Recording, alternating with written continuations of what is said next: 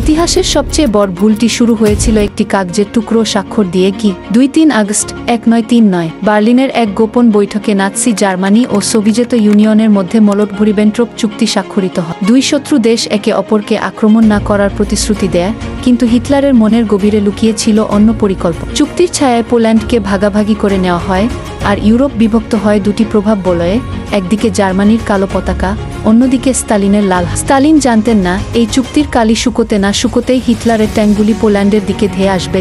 দ্বিতীয় অধ্যায়, অপারেশন বারবারোসার জন্ম। 1940 সালের ডিসেম্বর হিটলারের সদর দফতরে একটি গোপন ম্যাপে লাল রেখা টানা হয় মস্কো পর্যন্ত। হিটলার অপারেশন বারবারোসা নামে ইতিহাসের বৃহত্তম সামরিক অভিযানের পরিকল্পনা করে।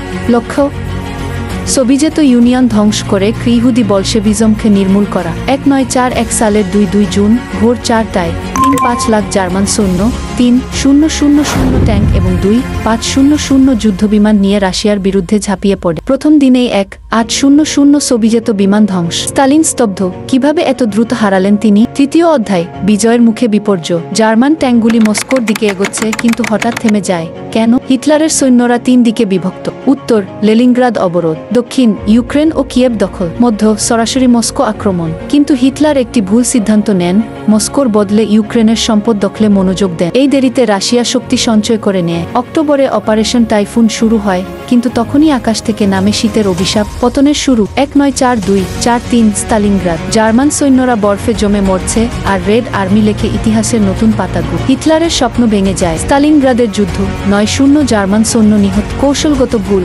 দূরত্ব, সরবরাহ সমস্যা এবং রাশিয়ার অদম্য মনোবল। চূড়ান্ত পরাজয় 1945 সালে বার্লিন পতন। হিটলার ভেবেছিলেন রাশিয়া হবে তার মহান বিজয়ের মঞ্চ, কিন্তু তা হয়ে উঠল তার কবরের খনি। ইতিহাস প্রমাণ করে অহংকার ও ভুল কৌশল যে কোনো সাম্রাজ্যের পতন ডেকে আনে।